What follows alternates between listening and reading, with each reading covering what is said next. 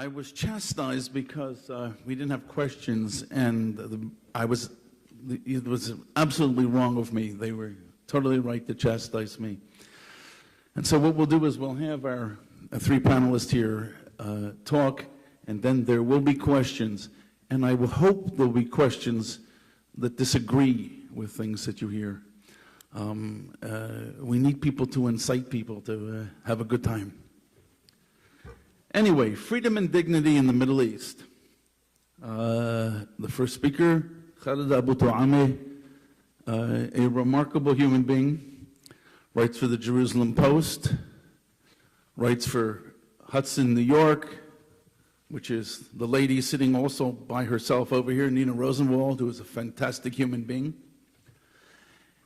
And Khaled is an iconoclast, and I really, really suggest that you listen very carefully to what he has to say. He's a great man. Okay. Thank you very much.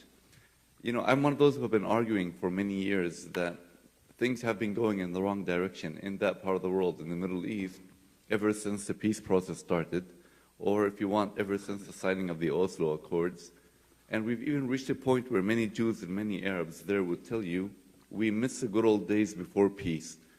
Now, it's not that I'm opposed to peace and I think peace is bad. I actually believe a majority of Jews and a majority of Arabs there want peace in different ways. My problem is not with the concept of the Oslo Accords even. My problem is with the way the Oslo Accords were implemented back then. Why? Because the Oslo Accords were based on the assumption in Israel and in the West that Yasser Arafat and the PLO are reliable partners, that if you dump them in the West Bank and in Gaza and you start pouring guns on them and billions of dollars, you will get peace. Now, what did this bring us? It brought us Hamas, it brought us rockets, it brought us corruption, it brought us bad government. Why? Because in 1994, Yasser Arafat came there and established this corrupt regime called the Palestinian National Authority, and the show began. It was actually a one-man show called Yasser Arafat, and everything under Yasser Arafat went in the wrong direction, largely because of the failure of the international community to hold Yasser Arafat accountable back then. I can tell you as a journalist, I'm even very disappointed with the international media that I work with, because when I tried in 95 and 96 and 97 to alert many of my foreign colleagues to the fact that there is financial corruption in the Palestinian Authority, some of them asked me, did Jews give you money to say these things against the PLO? Are you on the payroll of the Zionist lobby and things like that? So the international community did not want to hear what was happening under Yasser Arafat. The international media did not want to report what Arafat was doing. Even many in Israel did not want to hear these things back then. Everyone preferred to turn a blind eye in the name of peace. Why? Because Arafat is a man committed to peace, we were told back then. Now, I was telling American and EU diplomats back then, you are mistaken. You do not know the Palestinians. The Palestinians will not accept bad government. And they were asking me, why? How are you guys different from the rest of the Arab world? And I was telling them the Palestinians, ironically, are different because for many years they were exposed to the Israeli democratic system. They were exposed to freedom inside Israel, to the free media. And I'm not ashamed to say, and I even say this sometimes in Ramallah, yes, we did learn some good things from these Jews, as we say over there. Why? Because in the good old days before peace over there, when it was one open country, many of the Arabs were also exposed to many good things inside Israel. We were exposed to the Israeli democratic system, as I said, to the freedom of the media, freedom of expression. And even I, when I was working back then in a PLO newspaper, we used to say, we hope one day when we have our own country over here, our own government, we would have a free media like the one the Jews have. We used to say back then, we hope one day we would have our own Knesset, our own parliament, where a member of the parliament would be able to criticize the prime minister and say anything he or she wants. These are things that we were all hoping for back then, and that's why on the eve of the Oslo Accords, many of the Palestinians living over there, if not most of them, They were hoping that whatever government is established over there, it would look more like Israel than any of the Arab dictatorships. But as I said, the international community did not care. No one wanted to listen back then to the Palestinians. And in the end, we got this corrupt regime that brought us Hamas. Why? Because Arafat deprived his people of the money. And by doing so, he drove a majority of Palestinians towards radicalization, towards Hamas. Because many Palestinians woke up one morning and said, to hell with this peace process, we do not see the fruits of peace. And Hamas became so strong that when they one day challenged Yasser Arafat's people in a free and democratic election, they won. They won because they were clever, they ran under the banner of change and reform. And what's been happening since then was this power struggle raging between the guys who won the election and the guys who lost the election, between Hamas that came to power in the January 2006 election and the Fatah people who lost the election, largely because of their corruption. But we also need to be very careful, because I heard a comment here before, not all those who voted for Hamas did so only because it was a vote of protest against Fatah. Hamas does have a lot of support. It does have a lot of following for its ideology, for its strategy, and there are many people who voted for Hamas simply because they believe in Hamas's political platform.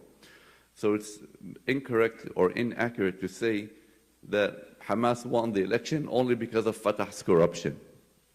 Now, this power struggle, as I said, has been raging in the Palestinian areas for the past 4 years. Just today, this marriage finally happened between Fatah and Hamas in Cairo. Just a few hours ago, before I came here, we all heard that they signed the agreement, the reconciliation agreement in Cairo. I can tell you that I think it will not hold. They will sign the agreement, but implementing it is a completely different story. This power struggle is not a power struggle between good guys and bad guys. This power struggle is a power struggle between bad guys and bad guys. Hamas is bad, but who said that Fatah is any better? Actually, Hamas is very strong today, largely because of Fatah's bad government and corruption and failure to reform.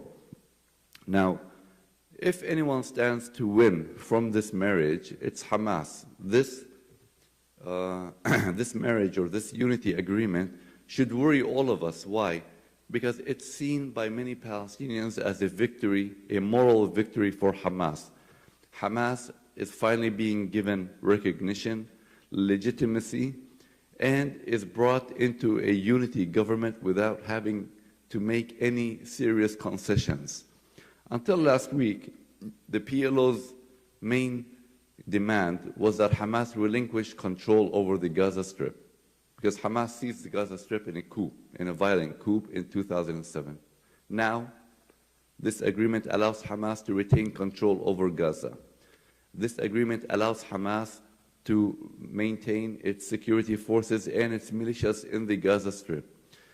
This unity agreement, which has been brokered by the new government in Egypt, allows Hamas to join the government without accepting the 3 conditions set by the quartet: recognition of Israel, honoring previous agreements signed by Israel and the Palestinians, and renouncing violence.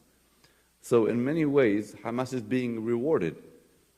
While not giving up anything, Hamas will from now on become a full partner in the Palestinian government, while it has not made any serious concessions, not to Mahmoud Abbas and not to the international community, by the way. So it's going to be a very interesting time right now. If I were the Europeans and the Americans, and because Mahmoud Abbas is planning to go to the United Nations in September, I would go to Mahmoud Abbas and tell him, listen, wait a while, you're planning elections now, you're saying that you want to hold elections after 1 year. After you hold the elections, we will then allow you to go to the United Nations. Why?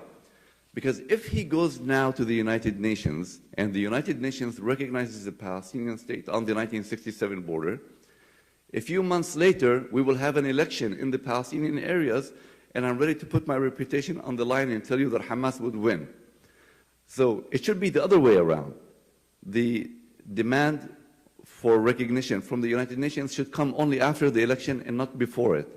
It's a very dangerous move on the part of the Palestinian Authority. What Mahmoud Abbas has actually done, he has spit in the face of the Americans and the Europeans who have been supporting him and his prime minister for the last 3 years. He has also spit in the face of Salam Fayyad, the prime minister, because just 2 months ago, he asked Salam Fayyad to form a new government.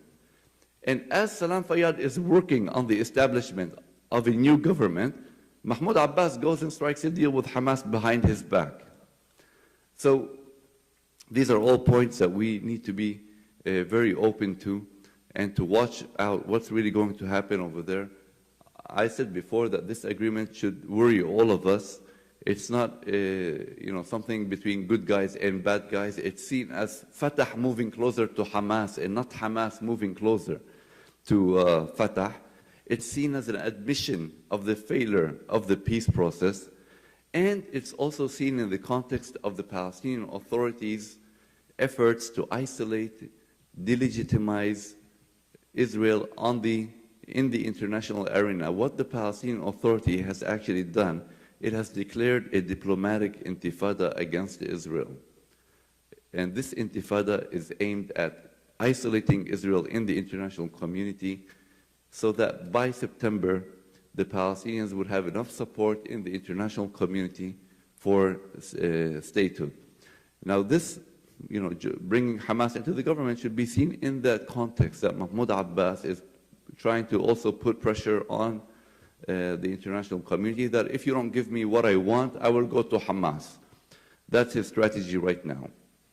So these are all things, as I said, that we need to keep our eyes very open. But as I said before, the most important thing is to try to delay the Palestinian decision to go to the United Nations before the election. Otherwise, we'll just end up with another Islamist state over there that is run by Hamas and recognized by the international community. So on this unhappy note, thank you.